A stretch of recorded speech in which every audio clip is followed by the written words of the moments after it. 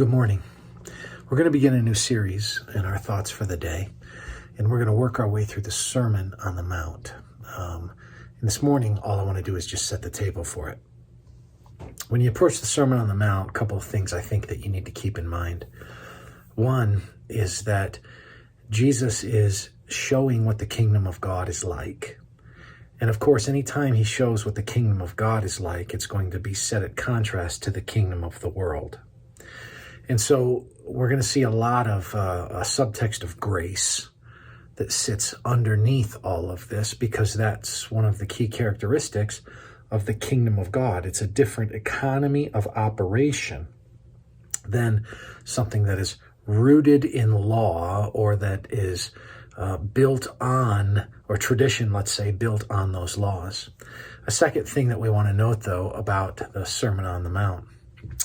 The Sermon on the Mount is talking about a kind of ethic, kind of life in God's kingdom, how to live in God's kingdom.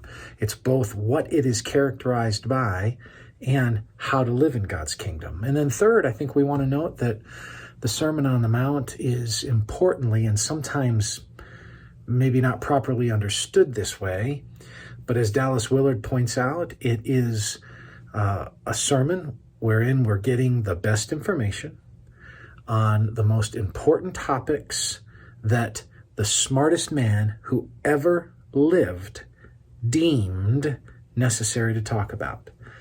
So I don't know if you think of Jesus as the smartest man who ever lived, but that is in fact the case. 100% man and 100% God. And as 100% man, he teaches us here and gives us this window into key ways to deal with anger, key ways to deal with lust, key ways to think about our relating to others, key ways to think about our own proclivities and bents, and key ways to think about how we build our lives, and in ways that we relate when we're sort of predisposed to be given to violence and things like that.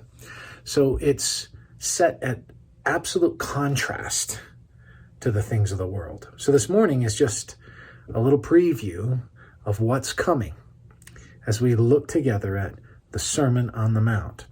Perhaps we could just close by reading the first two verses of the Sermon on the Mount. Matthew 5, verses 1 and 2. Seeing the crowds, he went up on the mountain. And when he sat down, his disciples came to him, and he opened his mouth and taught them, saying.